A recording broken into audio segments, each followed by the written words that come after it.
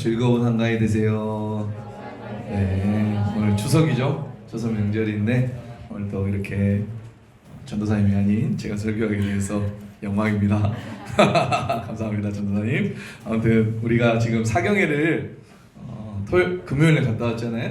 그래서 지금 두 번에 걸쳐서 룻기에 대해서 살펴봤어요. 근데 오늘이 이제 마지막 시간이에요. 좀 1시간 더 했으면 좋을 뻔했는데 그래서 조금 건너뛰지만 아무튼 오늘 이 룻기 마지막 시간 우리가 살펴보면서 룻기에서 말하는 하나님의 은혜가 무엇인지를 깨닫는 시간 되게 축복합니다.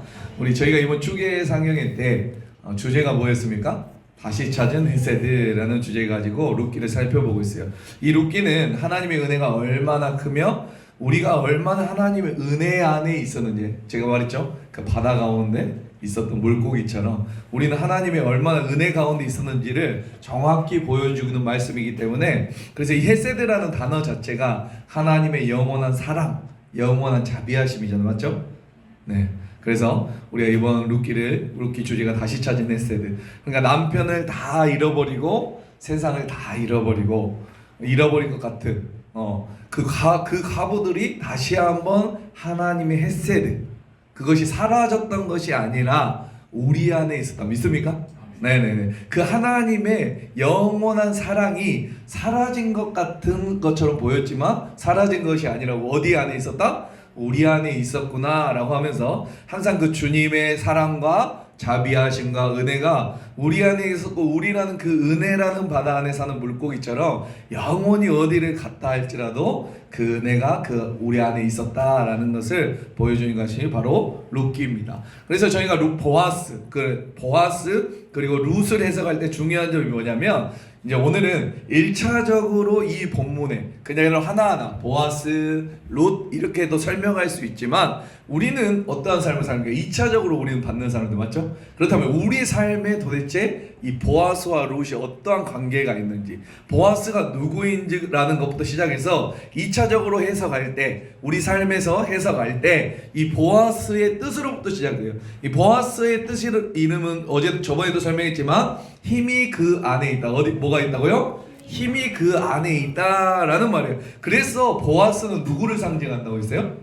1차적으로 보아스 그 사람을 상징하기도 하지만 2차적으로는 누구를 상징한다고 했죠? 하나님이라고 했죠.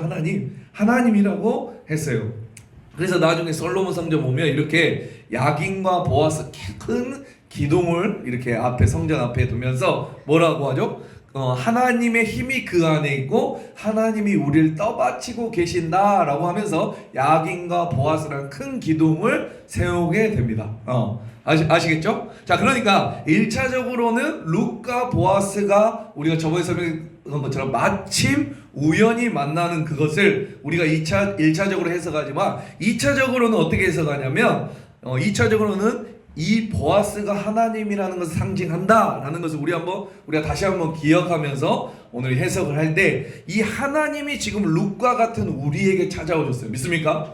그 하나님이 우리에게 어떻게 찾아오시는가, 그리고 어떠한 은혜를 주시는가, 그렇죠? 자, 그 다음에 그 관점에 대해서 우리가 생각하면서 오늘 살펴보려고 해요. 그래서 오늘 4장을 읽었지만 좀 이제 이어서 본다면 2장 12절입니다. 2장 12절. 우리 아주 중요한 내용이 나오는데 2장 12절 다 같이 읽어보겠습니다. 시작. 여호와께서 내가 행한 일에 보답하시기를 원하며 이스라엘의 하나님 여호와께서 그의 날개 아래의 보호를 받으러 온 내게 온전한 상 주시기를 원하노라. 지금 뭐라고 말씀하세요? 이스라엘의 하나님 여호와께서 그의 날개 아래 보호를 받으러 온 내게 온전한 상 주시기를 원한다라고 해요. 이 보아스의 말은 1차적으로 네가 지금 이스라엘로 왔고 그리고 내가 그것에 대한 온전한 품삯을 받기를 원하노라, 온전한 그 대가를 받기를 원하노라 라는 말씀으로 우리가 1차적으로는 이해할 수 있어요. 그런데 우리가 아까 2차적 우리에게 한번 설명해 보자고 했죠. 2차적으로는 아까 말씀드린 것처럼 하나님이 우리에게 주시는 말씀이라면 이 룻에게 주신 이 말씀이 하나님과 우리 관계 속에서 하나님께서 어떠한 은혜를 하고 계시며 어떻게 하시기를 원하신가에 대한 하나님의 음성으로 우리가 들을 수 있는 줄 믿으시기 바랍니다. 자, 그러면 우리가 조금 궁금한 게 있어요. 왜 그러면 날개 아래 보호를 받으러 왔다고 했을까? 날개 아래. 그렇죠? 이 성경에서 날개라는 것이 아주 중요한 것 중에 하나인데요. 이 날개라는 것은 세 가지 뜻, 원래 한 5가지 정도 되는데 제가 한 3가지 뜻으로 조금 나눠봤어요. 3가지 정도. 첫 번째는 뭐냐면 영적인 힘을 말합니다. 뭐라고요? 영적인 힘. 그래서 날개치며 올라간다. 소리 들어봤죠? 자, 우리 이사야 40장 31절 한번 읽어볼까요? 시작. 오직 여호와를 앙망하는 자는 새 힘을 얻으리니 독수리가 날개치며 올라감 같을 것이요 다른 박질하여도 곤비하지 아니하겠고 걸어가도 피곤하지 아니하리로다 라고 말해요. 오직 여호와를 뭐하는 자? 앙망하는 자에게 새 힘을 준다. 독수리가 날개치며 올라간 같을 것이요 다른 박질하여도 곤비하지 아니하고 걸어가도 피곤하지 아니할 거야. 하나님을 앙망하는 자. 앙망하는 자라는 뜻은 뭐냐면 하나로 틀어진다라는 거예요. 뭐라고요? 하나로 틀어진다. 그러니까 하나님만 본다라는 거예요. 앙망한다라는 것은. 그러니까 그래서 하나님만 볼 때 봐볼게요. 우리가 하나님만 볼 때 여러분 우상이라는 게 뭐냐면 시선의 분산이에요. 우리가 이 하나님이라는 게 있는데 이 하나님을 바라봐야 되죠. 맞죠?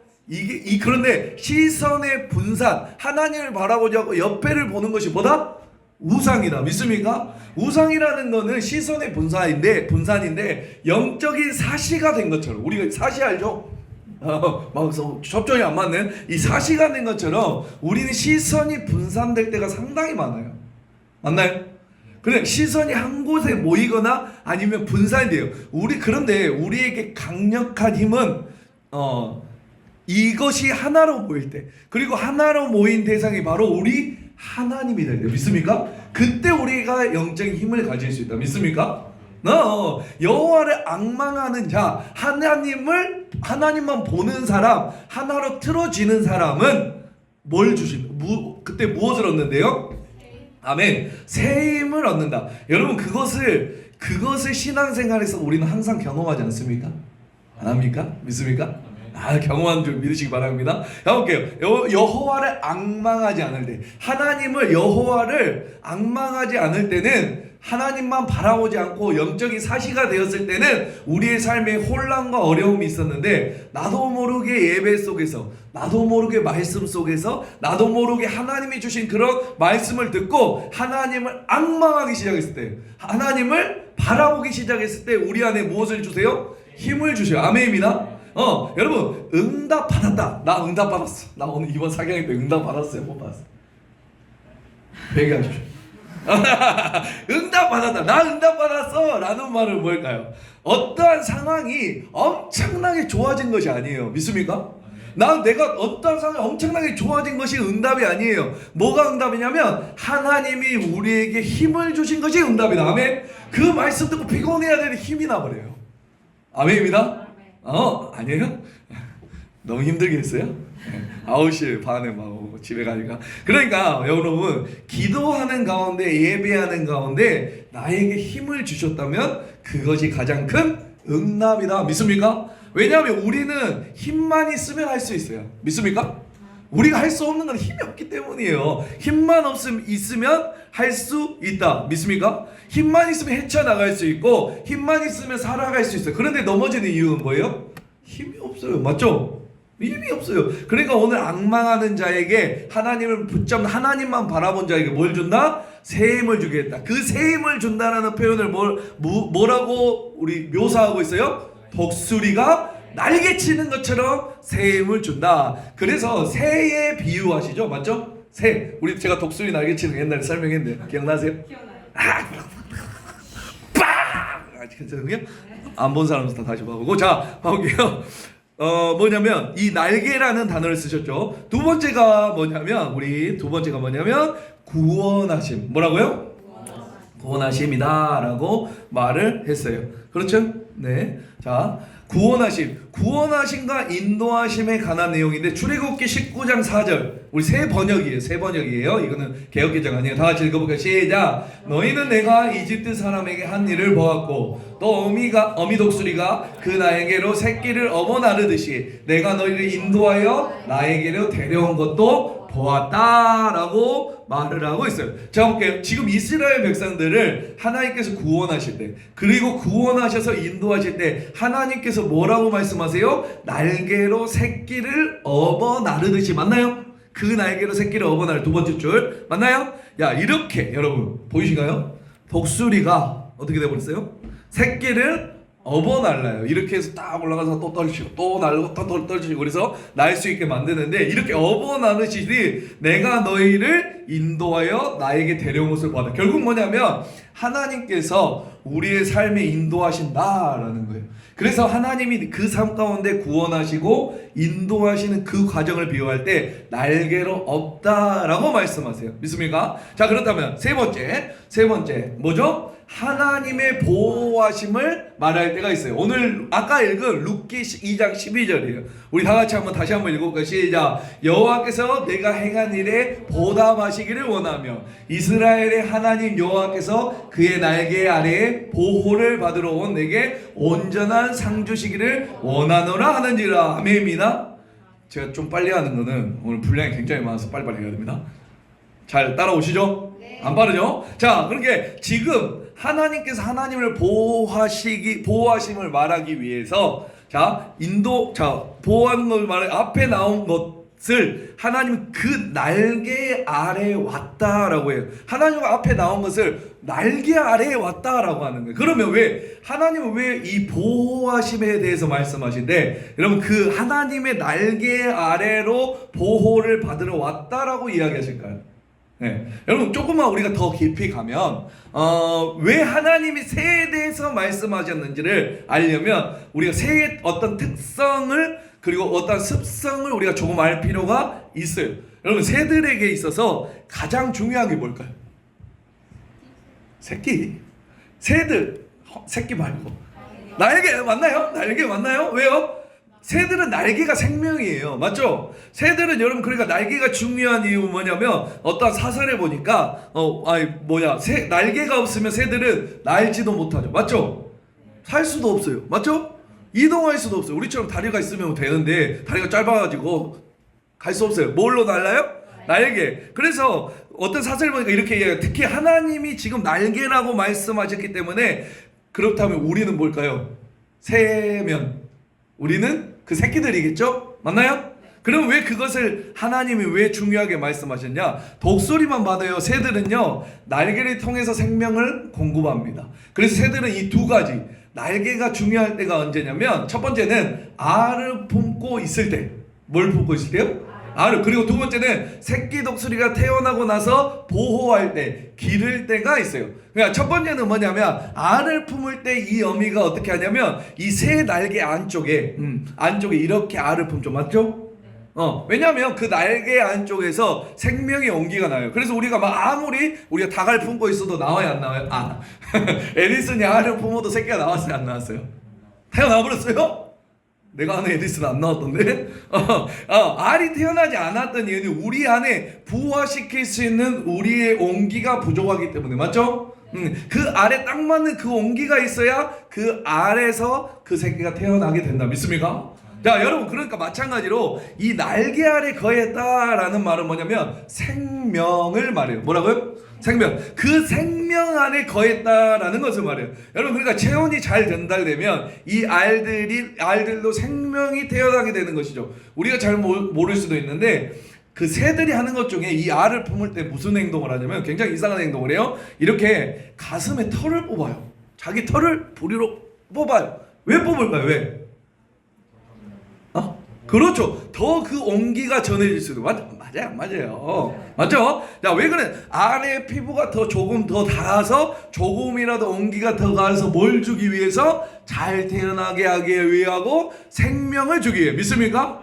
그러니까 그것에 따뜻한 온기가 다 전달되니까 그 안에 생명이 생기기 시작되는 거예요. 더군다나 이 참 생명이라는 건 신기한 게 뭐냐면은, 이 어미새들은 어떻게 하냐면 알을 품으면서 딴 생각하는 게 아니라 우리처럼 멍 때리는 것이 아니라 뭘 할 것 같아요, 여러분? 알을 품으면서 태교할까요? 뭘 할까요? 자신의 목소리를 계속 들려줘요. 그러니까 태어나자마자 새끼 독수리는 태어난 새들 갑자기 태어났죠. 그런데 깜짝 놀라지 않는 이유는 뭐냐면, 아니 이렇게 갑자기 큰 사람이 나타나서 나를 있어, 이게 아니라 그 알을 품는 동안에 뭐 했다고요?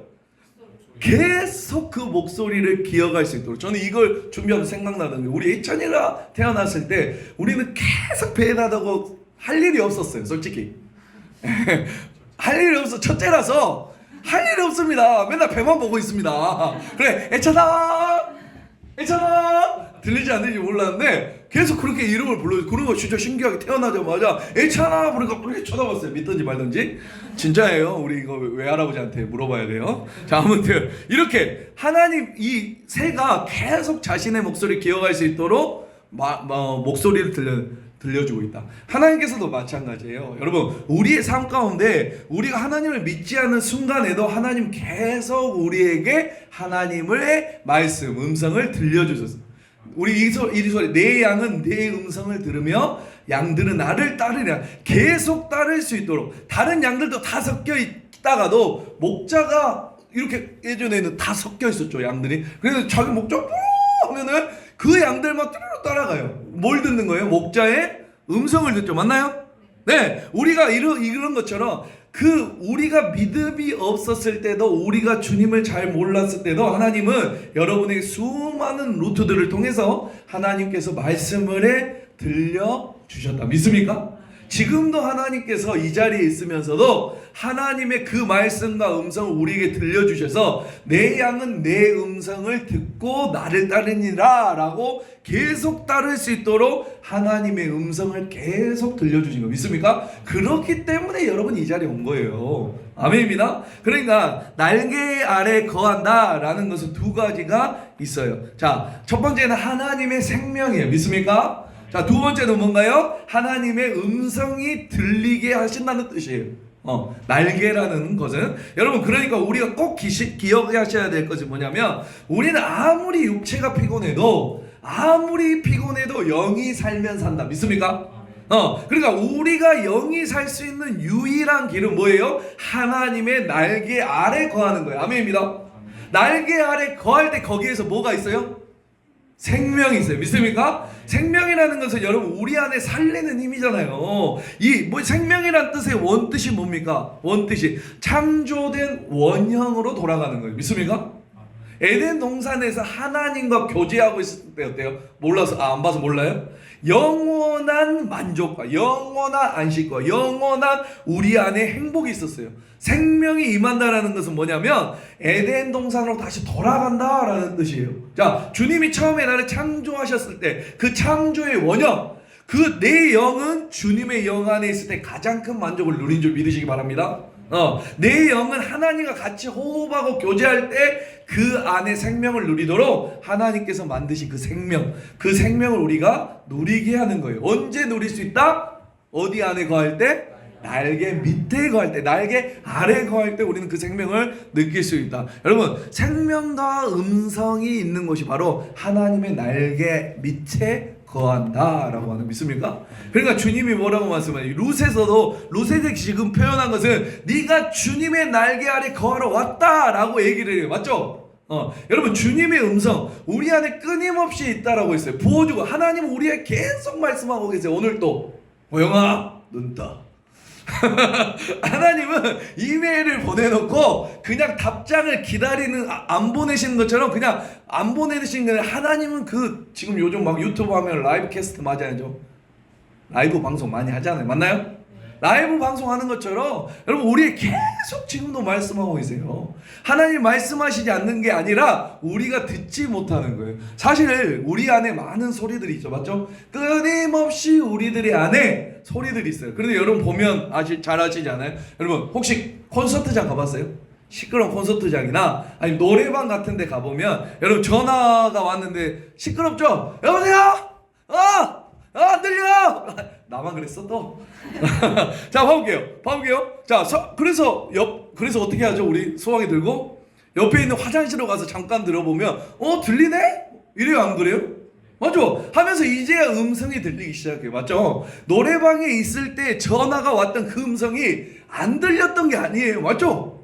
맞잖아요. 계속 들리고 있었어요. 그런데 이 주변에 있는 그 소음들이 너무나 많기 때문에 그 음성이 안 들렸던 것 뿐이에요. 근데 잠깐 자리를 피해서 조용한 곳으로 가서 여러분 전화를 다시 들으면 어떻게 돼요? 와, 이제서야 들리네 하면서 전화 음성이 다시 들리기 시작하는 거예요. 여러분, 우리의 삶도 마찬가지예요. 여러분, 우리가 하나님 어디 계십니까? 하나님 왜 지금 하나님의 말씀이 나에게 안 들립니까? 하나님의 음성이 저에게 왜 안 들립니까? 하나님의 음성이 안 들린 게 아니라 하나님 계속 말씀하셨지만 내 안에 하나님의 음성과 수많은 소음들이 있기에 내가 그것이 안 들렸던 것 뿐이에요. 맞죠?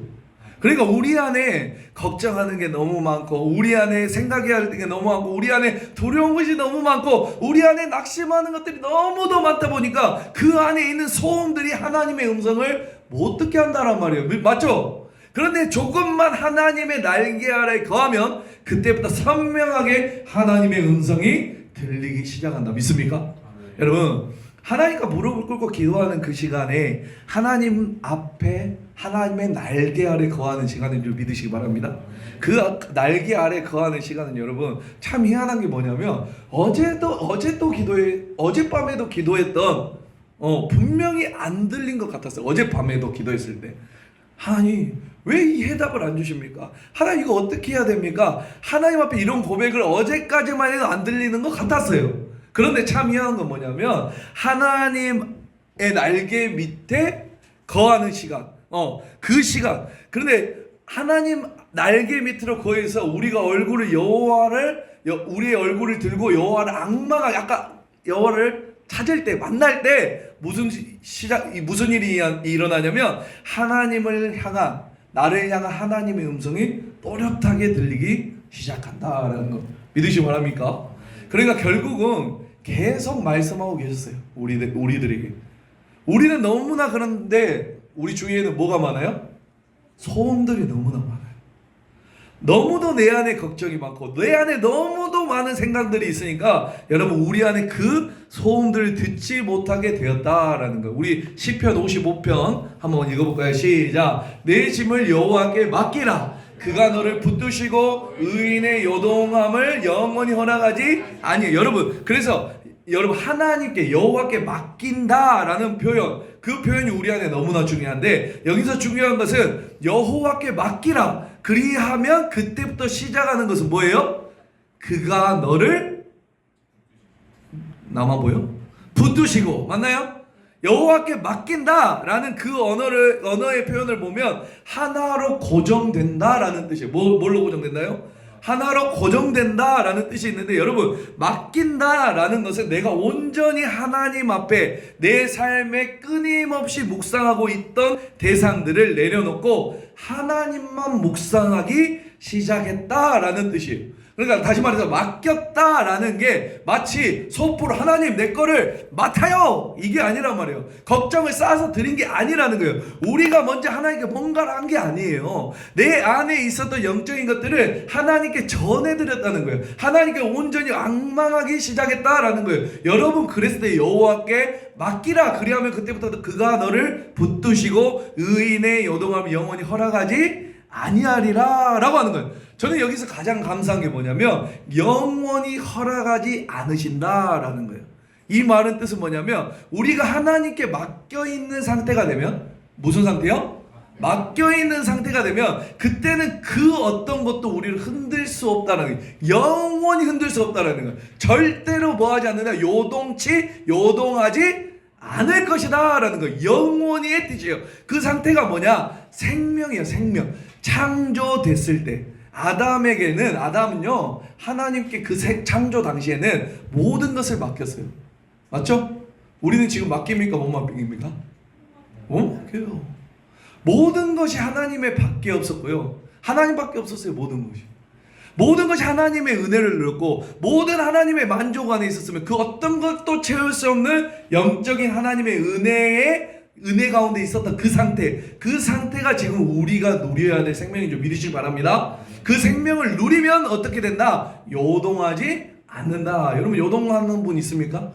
지금 나의 삶이 그거는 내가 하나님께 온전히 맡겼는지를 다시 한번 돌이켜볼 시간이 필요하다. 믿습니까? 여러분, 그러니까 다윗이 또 뭐라고 말하냐면, 자, 시편 57편 1절 다 같이 시작. 하나님이여 내게 은혜를 베푸소서, 내게 은혜를 베푸소서. 내 영혼이 주께로 피하되 주의 날개의 그늘 아래서 이 재앙들이 지나가기까지 피하리다 라고. 내 영혼이 주께로 피하되 주의 날개의 그늘 아래에서 이 재앙들이 지나가기까지 피하리다. 지금 뭐가 피한다고 말해요? 내 영혼이 주께로 피한다라는 말이에요. 영은 여러분 피할 곳이 있어야 되는 줄 믿으시기 바랍니다. 영은 채워지지 않으면요, 영은 여러 가지 특징이 있는데, 첫 번째, 채워지지 않으면 공허함을 느껴요. 영은 채워지지 않으면 뭘 느낀다? 공허함을 느낀다. 내 영은 그래서 창조의 원형은 하나님으로 온전히 채워진 상태가 내 영의 상태예요. 그러니까 하나님의 그 생기가 내 안에 충만한 상태가 되지 않으면 사람은 목이 마르게 되어 있어요. 여러분들 그런 거 느껴본 적 있나요? 그래서 우리가 힘들어질 때면 뭘 생각해요? 내 영이 조금 나태해진 것 같아. 그럼 우리 어디 가자고요? 수련회 가자고 하잖아. 맞나요? 아니야? 수련회 가서 하나님 은혜 받고 싶다. 뭐예요? 그거 뭐하러 가는 거예요? 영을 채우는 거죠. 맞나요? 그러니까 그 말은 뭐냐면, 그 은혜를 받고 싶다라는 게 뭐냐면, 나도 모르게 영이 하나님을 갈급하게 찾는 상태예요. 믿습니까? 굉장히 좋은 상태입니까? 안 좋은 상태입니까? 그리고 제가 계속 강조했던 것처럼 그 영이라는 것 자체가 하나님의 영으로부터 우리에게 온 것이기 때문에 그 영은 끊임없이 하나님께 돌아가기를 원해요. 아니에요? 그러니까 안 채워지면 영은 계속 갈급해하고 곤란해하고, 여러분 계속 하나님께 목말라 하는 것이에요. 여러분 그러시기 바랍니다. 여러분, 두 번째, 이 영의 특징은 내 안에 피할 곳이 있어야 돼요. 내 안에 피할 곳. 그 영이 하나님으로 채워지지 않으면 영이 지치기 시작해요. 그러니까 영은 피할 곳, 원래 있던 장소로 그 피할 곳이 있어야 돼요. 그 피할 곳이 뭐냐? 오늘 본문에 얘기한 것처럼 어디로? 주의 날개 아래로. 아멘입니다. 하나님 볼게요. 그래서 하나님께서 그 영이 다시 돌아가서 그 안에 안식하는 상태, 그 안식하는 상태가 오늘 시편에서 말씀하시는 주께로 피하되 라는 말. 주께로 피하되. 여러분, 그래서 주께서 안식이라는 걸 말씀하셨을 때 하나님이 7일째 왜 쉬었습니까? 왜 쉬었어요? 창조를 너무 많이 해서 피곤해서 나 피곤해 그래서 쉬었어요? 7일째 왜 쉬었어요? 창조가 부족해서 쉬었어요? 뭐 했기 때문에 쉬었어요? 완전했기 때문에 쉰 거잖아요. 맞죠? 더 이상 할 것이 없다라는 뜻이잖아요. 완전하기 때문에 하나님께서 안식하신 거예요. 이 영도 똑같아요. 안식을 누리는 것은 뭐냐면, 하나님의 영이 내 안에 채워져서 완전함을 누리는 상태일 때 창조의 완벽함을 느끼면서 나는 편하다라고 느껴지는 거예요. 나도 모르게. 믿습니까? 그때 안식을 누리는 상태예요. 그런데 만약에 그것이 되지 않으면 우리는 어디가 필요하냐? 피할 곳이 필요하다. 그곳이 어디라고요? 주의 날개 아래, 날개 밑에라는 거죠. 그러니까 오늘 다윗이 고백하죠. 주의 날개 밑으로. 그러면 주의 날개 밑으로 가는 그 사람에게 하나님께서 주신다고 하는 건 뭐예요? 우리 다시 한번 룻기 2장 12절 보면은 다 같이 시작. 여호와께서 내가 행한 일을 보답하시기를 원하며 이스라엘의 하나님 여호와께서 그의 날개 아래 보호를 받으러 온 내게 온전한 뭘 주시기를 원한다? 상 주시기를 원한다. 여러분, 날개 아래 보호를 받은 사람을 뭘 준다는 거예요? 상을 준다라는 거예요. 그럼 온전한 상이 뭘까요? 그러면 우리가 받을 수 있는 온전한 상 뭐예요? 상장이에요? 마이쮸예요? 아니죠. 아니에요. 자, 그럼 이것은 말씀의 날개 아래 보호를 받는다. 그리고 상을 주신다라는 이 단어, 히브리어 원문과 가장 가까운 헬라어 원문을 찾으려고 했는데 없어요. 똑같은 게 없어서 한번 비슷한 거를 한번 찾아봤는데 맞을지 안 맞을지 몰라요. 자, 우리 한번 봐봐요. 다 같이 고린도전서 10장 13절 다 같이 시작. 사람이 감당할 시험 밖에는 너희가 당한 것이 없나니 오직 하나님은 미쁘사 너희가 감당하지 못할 시험 당함은 허락하지 아니하시고 시험 당할 즈음에 또한 피할 길을 내사 너희로 능히 감당하게 하신 것이다 라고요. 여러분, 여기서 너희가 감당하지 못할 시험 당함을 허락하지 아니하여. 이 단어의 뜻이 하나님의 날개 아래 보호를 받는다 뜻과 아주 비슷하죠. 맞나요? 아니에요? 그러면서 우리에게 어떤 온전한 상을 주신다고 하셨잖아요. 그러면 그 온전한 상이 뭘까요? 여러분, 그러면 헬라어 원문을 봤을 때 그 온전한 상에, 그럼 만약에 그 보호하심을 받으러 온 내게 주시는 그 상이 비슷하다면, 여기 고린도전서 비슷하다면 뭘 주시는 거예요? 피할 길을 내사 능히 감당하게 하신다. 동의하실지 안 하실지 모르겠지만 비슷할 줄 믿습니다. 여러분, 이 뜻이 아닐까라는 생각을 해봤어요, 제가. 그런데 그럼 피할 길을 내사라는 이 단어의 뜻이 뭐냐? 도망갈 구멍을 주신다라는 뜻이 아니에요. 아시겠어요? 우리가 뭐 문제가 있으면 어디 도망갈 구멍을 주시는 게 아니라, 여러분, 피할 길, 그 피할 길이라는 게 어떤 뜻이 있냐면, 여기 보면은 엑바시스라는 건데 뭐라고 나와요? 그렇죠. 포위망을 뚫고 나간다는 뜻이에요. 자, 다시 말하면, 그러니까 첫 번째, 우리에게 감당치 못한 시험 당하면 허락하신 적이 없어요. 우리가 감당하지 못할 시험을 주실까요, 안 주실까요? 절대 안 주세요. 그러니까 뭐냐면 우리에게는 각자 믿음에 따라서 감당할 수 있는 영역이 있어요. 그 영역을 따라서 하나님은 감당치 못할 시험을 절대로 주신 적이 없다, 있다? 없다. 감당치 못할 시험 당함을 허락하지 아니하시고, 그 시험 당할 쯤에 피할 길을 내사. 여러분, 피할 길이 가는 게 아까 엑바시스 뭐라고 했어요? 포위망을 뚫고 나간다는 뜻이죠. 그러면 어떻게 포위망을 뚫고 나간다는 것일까요? 어떻게? 네. 계속 꼬리를 물려. 그러니까 하나님은 어떻게 문제가 있으면 도망가게 하시는 게 아니에요. 어떻게 하십니까? 뚫고 가게 하죠. 믿습니까? 수많은 파도가 나에게 달려오지만 하나님은 넘으라고 하지 않으세요. 뭐라고 하는 거예요? 그 바다를 뚫고 나가라. 파도를 뚫고 나가라. 맞나요? 우리 캐리비안 가도 그러잖아요. 파도불에서 싸우다가 몰라, 아무튼. 그러니까 도망가게 하시는 것이 아니라 포위망을 뚫고 가게 하시는. 그럼 왜 그것을 뚫고 가게 하신다라고 그러시냐? 여러분, 제가 공부에 생각해 보았는데, 여러분, 사람이 제일 약할 때가 언제인 줄 아세요? 사람이 제일 약할 때는 내 생각에 사로잡힐 때예요. 누구 생각에? 내 생각. 생각이라는 것은 포위성이 있어요. 포위성. 내 생각이 많아지면 나를 사로잡아 버려요.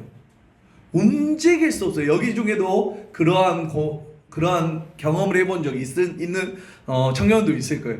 내가 생각이라는 거 말하면 어떻게 한다고요? 나를 포위시켜버려요. 내 생각이 많아지면 나를 사로잡아요. 그 생각이 둘러싸이게 돼요. 그게 가장 약한 때예요. 그런데 오늘 뭐라고 말씀하세요? 피할 길을 내사 도망가게 하신다는 게 아니라, 영혼이 여러분 내 안에 숨쉴 데가 없을 때 도망하게 하신다라는 것이 아니라, 그 안에 있는 생각들을 뭐하게 하신다? 뚫고 나가게 하신다. 아멘입니다. 그 뚫고 나가게 하셔서 안에 있는 사람들을도 뚫고 나게 하시고, 여러분 그 안에서 하나님께서 그 피할 길을 내셔서 하나님의 날개 아래 거하는 자에게 그 생각에 포위되어 있는 가장 약한 우리의 영혼 상태를 어떻게 해버린다? 뚫고 지나가게 할 수 있는 뭘 주신다? 힘을 주신다라는 거예요. 아멘입니다. 그 말이에요, 그 말. 여러분, 그래서 우리가 가장 강할 때가 언제냐? 하나님이 주시는 생각에 사로잡힐 때. 아멘입니다. 그때가 오늘 본문에 의하면 언제예요? 그렇죠. 주의 날개 아래 거할 때 우리는 가장 강력한 힘을 가질 수 있고, 가장 강력히 뚫고 나갈 수 있는 힘을 우리에게 주셨다. 아멘? 믿습니까? 우리 11절 그래요. 온전한 상 주시기를 원하죠. 그게 바로 상인 줄 믿으시기 바랍니다. 내가 뚫고 나갈 수 있는 힘과 하나님께서 보호하심. 아멘입니다. 우리 아이들이 아빠 등을 백을 얻고 막 음료 사주라고 해서 죄송해요. 막 하잖아요. 네. 그렇듯이 그 아빠 백 날개 아래 거함을 믿고 뚫고 나가는 힘, 그게 바로 우리에게 상이라는 것으로 주신다라고 하는 거 믿습니까? 오늘 이 시간은 어떤 시간이에요? 여러분 하나님 날개 아래 거하러 온 시간인 줄 믿으시기 바랍니다. 아멘. 우리 동현주도 아멘. 자, 들리지 않았던 하나님의 음성이 오늘 하나님 앞에 그 날개 아래 나아갈 때 여러분 하나님이 들리게 하실 건 줄 믿으시기 바랍니다. 여러분 그 경험으로 사는 것이고 내 양은 내 음성을 들으며 라고 말씀하셨기에 그 음성을 들어야 살 수 있는 존재다. 그래야 따를 곳이 어딘지를 알고 어디로 가야 될지를 안다 라고 하는 거 믿습니까?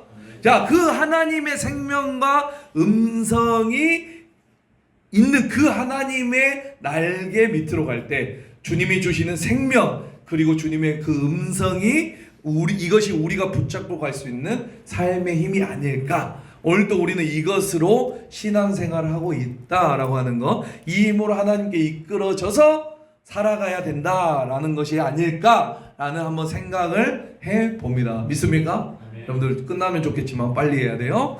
자, 다시 한번 정리하자면 저희가 룻기를 배울 때 룻기를 흐르는 중요한 핵심 사상이 있다라고 말했죠. 무슨 사상이었어요?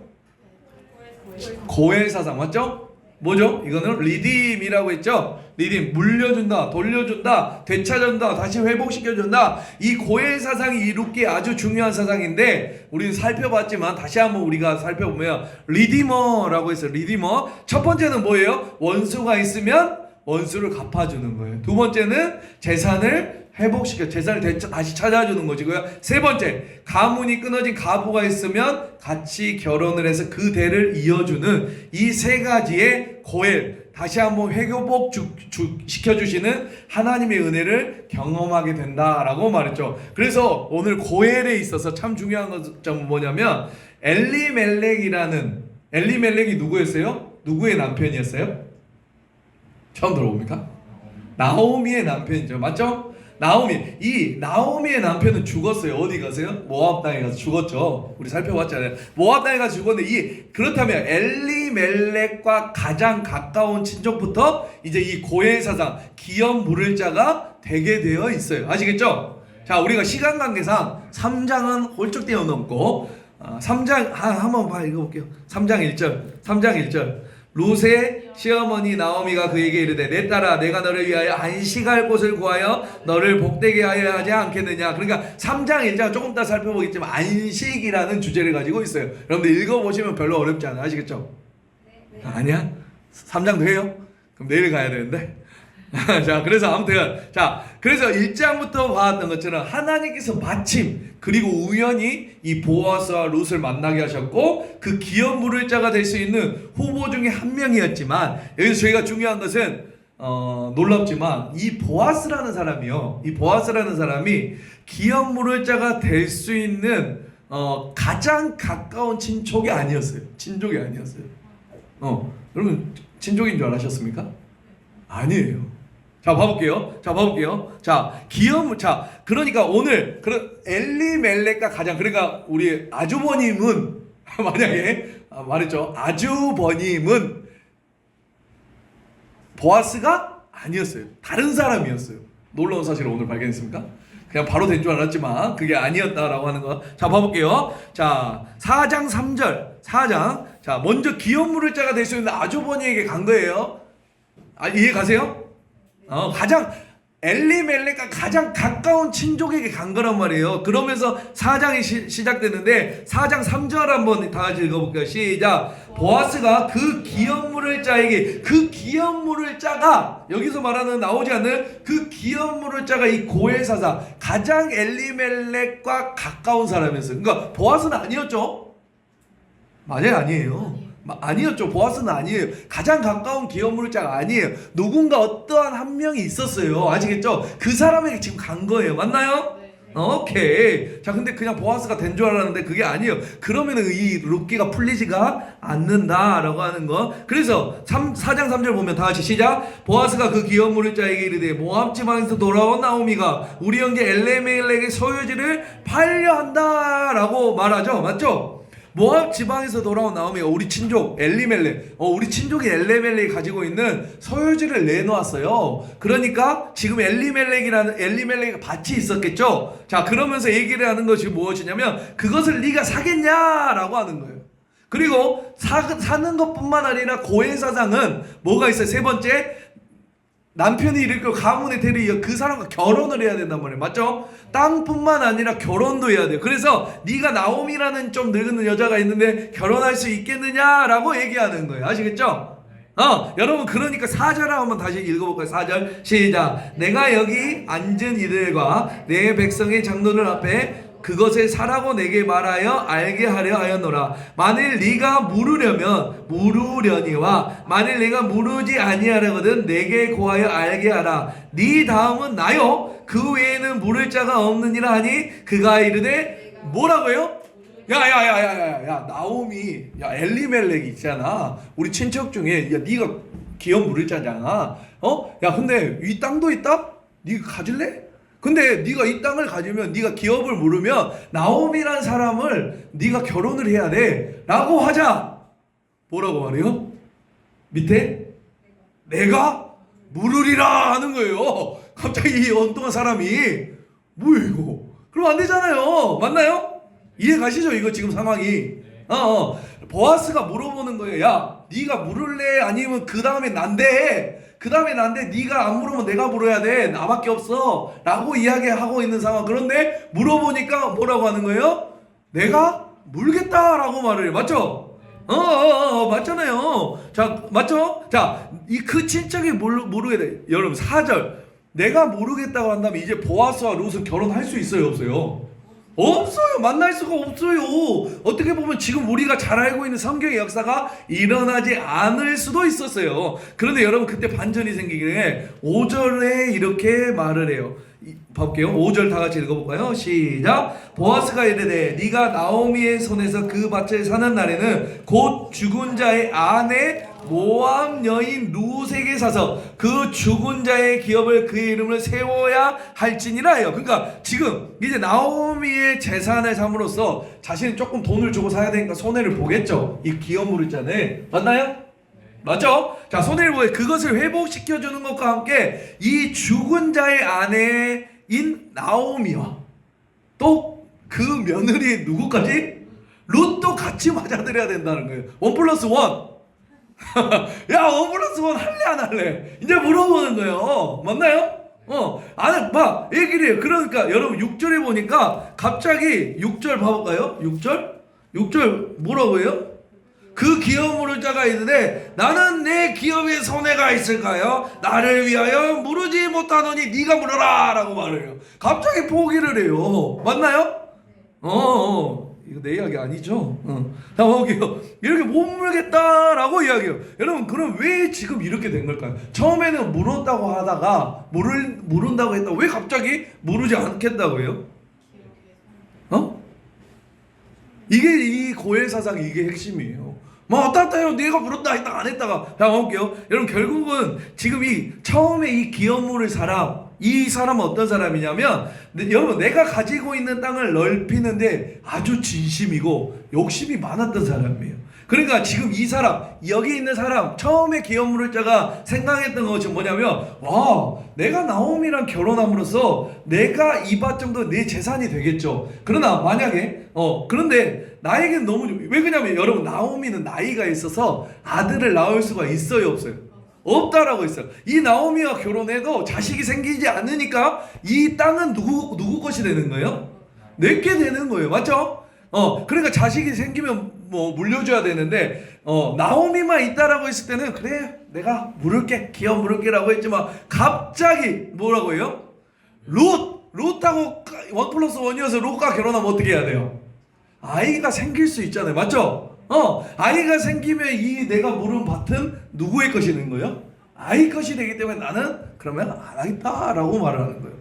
그러니까 오늘 본문에서 뭐라고 하면 그러면 나는 못 모르겠다라고 하는 이 상황 하나님의 어떤 가치나 하나님이 주신 그 고의 사상이 그 사람의 중심이 아니라 한 영혼을 돌아보려고 한 사람에게 집중하시는 그 하나님의 사랑의 본질이 있다기보다는 이 고의 사상은 그러한 본질이 있는 거죠. 맞죠? 그런데 이 사람은 이 기업 물을 자는 어떤 걸 생각하고 있는 거예요? 내가 그냥 가지고 싶은 땅 그 땅만 본 거예요. 맞죠? 자, 그 사람이 바로 이 기업 물을 자 가장 먼저 물어야 될 자라고 하는 거예요. 아시겠죠? 누군지 모르겠어요. 쓰레기네.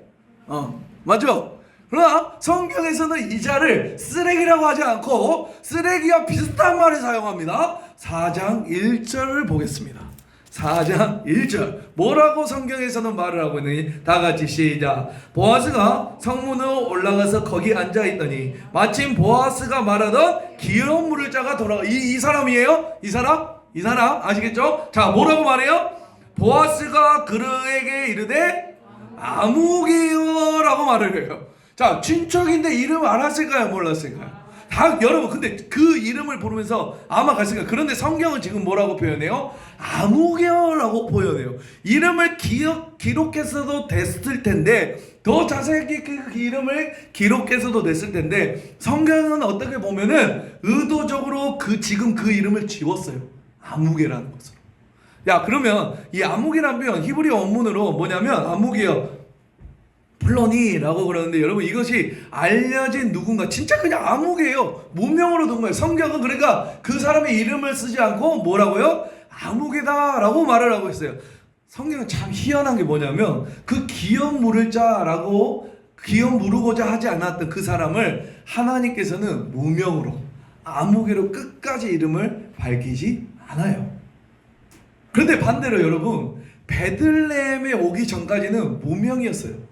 아무도 주목하지 않았어요. 주목하지 않았고, 삶의 가장 큰 비참함, 남편이 죽고, 맞죠? 아들들이 죽고, 그 무명이었던 룻은 나중에 어떻게 돼요? 우리 21절 한번 볼까요? 4장 21절 22절 다 같이 읽어보겠습니다. 시작. 살몬은 보아스를 낳고 보아스는 오벳을 낳고 오벳은 이새를 낳고 이새는 다윗을 낳았더라 라고 말해. 하나님 이 룻기 말씀 이러면서요. 왜냐하면 하나님께서 오늘 이 룻기를 말씀해 주신 그 하나님의 이유가 무엇인지 말씀해 주시기 때문이에요.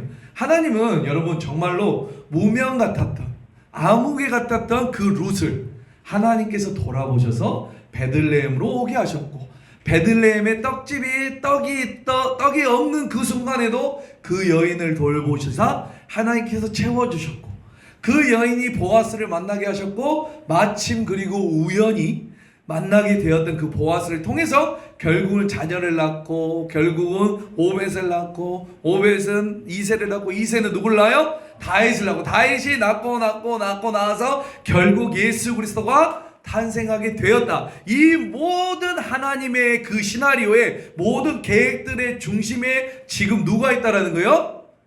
원래는 아무개였던, 아무도 관심 가지지 않았던 룻이 있었다는 것을 하나님께서 말씀해주고 계시는 거예요. 믿습니까? 우리가 생각하기에는 성경에서 기록되어야 될 사람은 아까 4장 1절에 말한 아무개 맞잖아요. 더 돈도 많고 더 유명하고 엘르멜렉과 친족이고, 맞죠? 보아스보다 어쩌면 더 잘난 사람일 수도 있어요. 그런데 하나님께서는 그 사람을 어떻게 해요? 아무개라고 말씀하시고, 성경에서는 어떻게 보면 기록되지 않아도 될 그 이방 여인을 하나님 어떻게 하신 거예요? 하나님의 예수님의 역사에 쓰임받았던 한 사람으로 주님께서 기록하셨다라는 것이에요. 믿습니까? 그러니까 하나님께서는 지금도 여러분 마찬가지인 줄 믿으시기 바랍니다. 아무것도 보잘것 없고 무명 같고 이름이 나지 않은 것 같고, 여러분 소리 소문 없이 하나님을 섬기는 사람이라 할지라도 여러분 하나님 앞에 정말로 충성하고 지금도 하나님 앞에 온 마음과 전심을 다해 섬기고 있는 여러분 한 성도, 한 영혼, 그 하나님의 성도들을 하나님이 기억하고 계신 줄 믿으시기 바랍니다. 그 성도가 무엇을 하든지 어떠한 아픔 가운데 있는지 어떠한 힘든 가운데 있는지 지금도 주님을 위해서 어떻게 헌신하고 충성하는지 주님은 다 기억하고 계신다. 믿습니까? 여러분 사람들 보기에는 어떤 사람이 더 이름이 난 것 같잖아요. 나보다 더 잘난 것 같잖아요. 맞죠? 내가 하는 것을 아무도 몰라주는 것 같지만 여러분 사람들이 몰라주면 어떻습니까? 주님만 하시면 되는 거 아니에요? 주님만 보고 계시면 되잖아요. 믿습니까? 내가 사랑하는 주님을 위해서 내가 섬기는 거잖아요, 여러분. 맞습니까? 사역하는 건 내가 주님을 사랑하기 때문에, 주님을 사랑하시는 교회를 사랑하는 거잖아요. 맞죠? 내가 주님을 사랑하기 때문에 주님이 사랑하는 그 영혼들을 내가 사랑하는 거잖아요. 맞죠? 아니에요? 여러분 내가 드러날 것도 없고 여러분 오직 하나님만 기억해 주시면 여러분 우리의 모든 섬김과 충성에는 하나님의 중요한 복이 있다라는 것. 그래서 여러분 아무도 주목하지 않았던 이 룻처럼 여러분 오늘 본문에서 보면 살몬은 보아스를 낳고 보아스는 오벳을 낳고, 여러분 살몬이 누구예요? 살몬은 누구에서 보아스를 낳았느냐 봐볼게요. 마태복음 우리 봐볼게요. 다 같이 읽어볼게요. 시작. 살몬은 라합에게 보아스를 낳고 보아스는 루에게서 오벳을 낳고 오벳은 이새를 낳았다라고. 여러분 살몬은 라합에게 보아스를 낳고 보아스는 루에 오벳은 이새를 낳았다. 마태복음 예수님이 처음 오시기 그 족보를 1장에 쭉 나열하죠. 맞죠? 그런데 여러분 살몬이 보아스를 낳았는데 그 살몬의 아내가 누구예요? 라합이에요. 라합. 라합도 아주 익숙한 이야기죠. 우리 출애굽기에 뭐죠? 정탐꾼을 도와줬던 그 라합이에요. 기생 라합이에요. 아무도 거들떠 보지 않았고 아무도 집중하지 않았던 그 기생 라합. 살몬과 라합이 사람에게는 우연히, 하나님에게는 뭐요? 사람에게는 우연히, 하나님에게는 당연히 만나게 되었어요. 믿습니까? 살몬은 라합에게서 보아스를 낳고 보아스는 아무도 집중하지 않았던 룻을 만나서 그 룻을 통해서 오벳이 낳고 오벳이 이새를 낳고 이새가 다윗을 낳고 다윗이 쭉쭉쭉쭉 나와서 예수님이 오시게 되었다라는 거예요. 그러니까 여러분 우리들의 삶에 하나님이 얼마나 한 사람 한 사람에게 집중하고 계신, 우리 처음에 살펴봤죠? 그 족보, 역대상하 족보를 가르면서 누가 나왔던 것처럼 야베스라는 사람이 나왔는데 처음 들어보죠? 자, 야베스를 집중하셨던 것처럼 하나님은 우리를 얼마나 집중하고 계신지 이 룻기를 통해서 계속해서 보여주고 계신다라고 하는 거. 우리 이제 다 정리해보면 여러분 이 룻기의 주제는 뭐냐면 1장, 2장, 3장, 4장마다 주제가 조금씩 달라요. 이제 이것만 하고 마칠게요. 자, 1장 주제는 뭐냐? 자, 1장 20절 다 같이 읽어보기 시작. 나오미가 그 애들에게 이르되 나를 나오미라 부르지 말고 나를 마라라 부르라. 이는 전능자가 나를 심히 괴롭게 하셨다라고 하는 거예요. 나오미라 부르지 말고 나를 말하라. 여러분 1장의 주제는 뭐냐면 고통이에요. 뭐라고요? 어려움, 고통, 어려움. 자, 그런데 2장의 주제는 뭐냐? 2장 2절에도 나오고 2장 10절에도 나와. 다 같이 시작. 룻이 엎드려 얼굴을 땅에 대고 절하며 그에게 이르되 나는 이방 여인이거늘 당신이 어찌하여 내게 은혜를 베푸시며 나를, 아멘. 하나님이 찾아오셔서 그 하나님이 여러분 뭘 베푸신 거예요? 은혜를 베푸신 거예요. 그래서 2장의 주제가 뭐다? 은혜다라고 하는 거. 3장은 저희가 살펴보지 않았지만 아까 뭐라고 했어요? 안식이다라고 말했죠. 맞죠? 아까 읽어봤죠? 자, 4장의 주제는 그럼 뭐냐? 4장 14절 오늘 읽은 호영일제가 읽은 오늘 본문 다 같이 읽고 시작. 여인들이 나오미에게 이르되 찬송할지로다 여호와께서 오늘 내게 기업 물을 자가 없게 하지 아니하셨노라. 이 아이의 이름이 이스라엘 중에 유명하게 되기를 원하노라 라고 말을 하면서 4장의 주제가 뭐다? 찬송이에요. 여러분 룻기는 우리의 인생이 다 들어가 있는 줄 믿으시기 바랍니다. 우리의 삶이 무엇인지가 드러나 있어요. 그리고 우리가 아무것도 아닌 그때 하나님께서 어떤 은혜를 베푸시는지를 본문에서 정확하게 말씀을 해주고 있어요. 우리의 삶은 1장처럼 아까 뭐였어요? 1장의 주제가 뭐였어요? 고통이 있었어요. 맞나요? 고통이 있고 터덜터덜 하나님 앞에 베들레헴으로 오는 자에게 하나님은 2장에서 뭘 주세요? 은혜를 베푸세요. 아멘입니다. 그리고 은혜를 베풀어 준 자에게, 자격 없는 자에게 자격이 주어졌고 그 하나님께서 은혜를 주심으로 우리의 아까 영의 뭘 얻게 됐다? 안식을 얻게 돼요. 아멘입니다. 안식을. 그리고 그 안식을 얻는 자는 어떻게 돼요? 하나님을 찬송할 수밖에 없다. 아멘. 그렇게 되는 것이 바로 나에게 은혜를 베푸신 하나님을 찬송하는 이런 장면. 우리의 삶의 모든 인생을 보면 여러분 내 삶의 고통은 여전히 있어요. 그것은 사라진 것이 아니지만 여러분 하나님의 은혜가 사라진 것이 아니기에 오늘도 그 삶 고통 가운데서 은혜를 주시고 안식하게 한 그 하나님이 우리는 그 하나님을 찬송할 수 있다라는 것. 이것이 바로 룻기의 주제이다. 믿습니까? 여러분 그러니까 오늘 다시 한번 여러분의 삶 가운데 우리의 삶 가운데 꼭 기억해야 될 게 있어요. 사실 여러분 오늘 이 룻기는 모든 것을 통해서 룻기의 모든 것을 통해서 하나님께서 지금 한 사람에 집중하셔서 아무개가 아니라 이 아무개였던 사람을 하나님의 역사 한복판, 예수님의 역사 한복판에 세웠다니까요. 믿습니까? 아멘. 누구를요? 룻을, 아무개였던 룻을. 여러분, 우리가 룻을 보면 우리에게 궁금증이 하나 있어요. 과연 룻은 그러면 지금 이렇게 될 줄 알았을까요? 우리 어마어마한 룻이 막 예수님의 족보에 들어갔을까? 아니면 더 들어갔죠? 네. 우리는 알죠, 맞죠? 과연 그러면 이 룻은 지금 이렇게 될 걸 알았을까요? 몰랐을까요? 이 룻은 예수님의 족보에 자신같이 보잘것없는 사람이 이렇게 올라갔을 걸 알았을까요? 몰랐어요. 룻은 한번 몰랐을 거예요. 그러면 룻이 그냥 했던 것은 뭐예요? 나오미를 따라가서, 맞죠? 그 시어머니를 봉양하고 나오미가 하라는 대로 그냥 여러분 대를 이었으며 결혼을 했고, 감사하게 하나님이 그 기업물을 은혜 안에서 여러분 아이를 낳았고, 그 아이를 뭐 한 거예요? 예수님의 족보에 키워야 돼, 이렇게 한 거예요? 아니죠. 그 아이를 키우다가 나이가 들어서 죽었던 것이 여러분 룻이에요, 맞죠? 여러분, 그냥 룻은 내가 주어진 그 삶에 현재 충성하기만 했다, 믿습니까? 그냥 하나님이 주어주시는 그 하루하루를 여러 가지 상황 가운데 그냥 순종하며 아멘하며 그냥 살기만 했어요. 여러분, 그런데 현재의 삶에 충성하며 살았는데 하나님께서는 어떻게 하셨어요? 그 인생을 하나님의 복된 인생으로 바꿔주셨다는 말이에요. 아멘입니다. 야, 우리도 마찬가지예요. 여러분, 어떤 책을 보니까 여러분 이런 내용을 이야기하는데, 여러분, 우리의 삶 가운데 하나님께서 막 무리한 걸 요구하지 않습니다. 아브라함처럼 내가 보여줄 땅이 있으니 지금 한국을 갑자기 떠났어. 안 해요, 여러분. 여러분, 야곱처럼 라반에게 가서 타향살이, 지금 니네 타향살이에서 고생 더럽게 하다가 7년 14년 동안 겁나 고생해라, 하지 않아요. 요셉처럼 감옥에 들어가라, 안 하세요.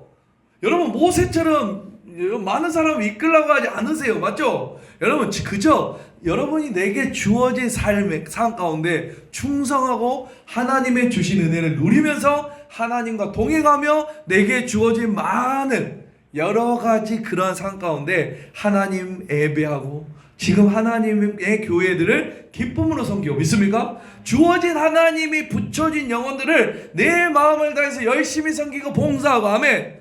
내게 주어진 자녀들을 지금 룻이 그렇게 했던 것처럼 그 아이를 하나님 앞에서 잘 키우면, 믿습니까? 이러면 하나님께서 이거를 원하신다면 우리 이거 할 수 있는 거 아니에요? 타지 갈래요? 14년 갈래요? 아니면 감옥에 들어갈래요? 아니잖아요. 하나님이 원하시는 거는 여러분의 삶 가운데 최선을 다해 살아가는 거, 아멘입니다. 학생이면 학생의 공부를 하고, 아멘입니다. 이렇게 살아가는, 엄마면 엄마로서의 역할을 하고, 아멘입니다. 그렇게 살아가는 거. 뭔가 큰 일을 하는 것이 아니라 우리가 생각하기에는 하찮은 일이라 할지라도 지금 하나님 앞에서 예배하는 일은 절대 하찮지 않은 줄 믿으시기 바랍니다. 오늘 왜 명절인데 더 많이 왔어요? 할렐루야. 하나님은 그걸 보고 계신다는 거예요. 뭐 미쳤다고 쉬는 날 가가지고 사경해요, 맞죠? 아니에요? 위로를 해줘도 모르고 우리가 지금 하나님 앞에 충성하는 것, 많은 삶의 어려움 가운데서도 그 어려움을 딛고 지금 하나님 앞에 하나님을 더 사랑하면서 성령을 소멸하지 않고 주님이 주시는 그 성령의 뜻에 따라서 여러분 하나님과 동행하면서 살아가는 것, 여러분 이것은 절대로 하찮은 일이 아닌 줄 믿으시기 바랍니다. 여러분들이 하는 일이 가장 귀한 일이에요. 아멘. 저기 뒤에서 불 끄는 것이 무엇이 중요하다고? 저기 앉아있는 그 일이 가장 중요한 일이라고. 아멘입니다. 왜냐하면 우리 하나님이 기억하고 계시기 때문에 내가 그 하찮은 일이라. 여러분, 우리가 이것을 안다면, 여러분 오늘은 뭐예요? 오늘 또 그 하나님의 삶 가운데 충성하며 우리가 살아갈 때 오늘도 룻기에게 주셨던 그 은혜가 우리의 은혜가 될 줄 믿습니다. 여러분, 그래서 오늘 여러분에게 부탁할 것은 다른 것이 아니에요. 여러분, 오늘 우리가 룻기를 읽고 이제 끝나는 것이 아니라 이제 여러분이 룻이 되었으면 좋겠어요. 믿습니까? 뭐 남편을 다 일을 하는 겁니까, 목사님? 아니요. 여러분, 그래서 여러분 주님을 바라보면서 큰 충성을 못해도 여러분 우리에게 맡겨주신 그 하나님의 일들의 작은 충성을 감당하면서 하나님 앞에 달려가면서 하나님과 동행하면서 살아갔으면 좋겠다라는 거. 우리 말씀 마무리할게요. 우리 마태복음 25장 23절 우리가 너무나 잘 아는 말씀인데 마지막으로 같이 읽고 마쳐보도록 하겠습니다.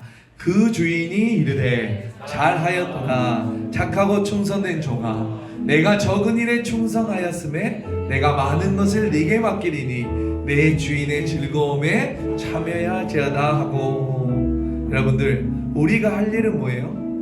베들레헴 안에 있으면서 룻처럼 작은 일에 충성하는 거 믿습니까? 네가 적은 일에 충성하였으면 내가 많은 것을 맡기겠다. 내게 많은 것을 맡기리니 내 주인의 즐거움에 참여할지어다. 예전에 어떤 권사님의 간증을 들었는데 그 권사님이 이렇게 고백을 하세요. 처음에 남편과 같이 있을 때 항상 서로를 바라보고 있다 보니까 서로의 잘못된 점들이 계속 보이더래요. 그런데 이번 연도에는 서로 같은 곳을 바라보게 돼요. 서로 바라보다가 서로 같은 곳을 바라보게 되었다라는 거예요. 서로 누구를 바라봤을까요? 주님을 바라봤다라는 거예요. 하나님께서 그러자 그 삶을 이끌어 가시는 하나님의 은혜를 경험하기 시작하였다라고 간증하는 것을 들었어요. 여러분 우리들도 마찬가지입니다. 사람을 보고 내 앞에 상황을 보면 여러분 우리의 삶에는 답이 나오지 않아요. 우리의 답이 나오는 순간은 주님을 바라볼 때 베들레헴 안에 들어가서 작은 일에 충성하면서 여러분 보리삭을 줍다고 허리 아파요 안 아파요? 허리가 아프기도 하고 여러분 어렵기도 해서 그냥 허리를 펴고 그냥 그 주님을 바라볼 때 여러분 그때가 언제냐 베들레헴 한복판에 있는 거예요. 그리고 언젠가 떡집에 떡이 떨어졌다가 주님을 바라보면서 작은 일에 충성하며 나아갈 때 하나님께서 반드시 은혜를 주실 줄 믿습니다. 떡집에 다시 떡이 풍성해지는 것을 떡집에 하나님께서 다시 한번 하나님의 은혜를 가득 채우게 하실 것을 우리가 반드시 경험하게 될 줄 믿습니다. 오늘 다시 한번 여러분 이 룻기 사경회와 오늘 말씀까지 다시 한번 기억하면서 롯의 각 장마다 주제가 뭐였어요? 고통, 은혜, 안식, 찬양. 여러분 우리는 오늘 혹시 말씀의 제목이 뭔지 알아요? 고통과 찬양 사이에 있어요. 고통과 찬양 가운데 있어요. 그 고통과 찬양 가운데 살아가는 우리들의 인생이에요. 여러분의 고통의 삶은 고통 같지 않습니까? 여러분 그러나 언젠가는 하나님은 내 입술로 하나님을 찬송할 수 있는 그 상황을 주실 줄 믿으시기 바랍니다. 여러분 그러한 하나님께서 은혜를 주실 거예요. 그 믿음 가지고 버티는 거예요. 그냥 고통만 있다면 나는 버틸 수 없을 거예요. 그러나 하나님께서는 그 고통을 아시고 나에게 오늘도 은혜 주시고 그 은혜 안에서 나에게 안식 주시고 그 안식으로 말미암아 내가 언젠간 하나님을 찬송할 수 있는 역전의 시간을 주실 줄 믿으시기 바랍니다. 오늘 말씀처럼 여러분들 작은 일에 충성하시면서 하나님의 날개 아래 거하는 그래서 그 힘으로 말미암아 나의 모든 고통을 뚫고 지나가는 여러분들 되시길 축복합니다. 주님 앞에 다시 찾은 헷세드 그 헷세드 주님의 헷세드 영원한 사랑을 누리면서 귀하게 살아가는 우리 귀한 창대교회 청년들 되시길 주님의 이름으로 축복합니다.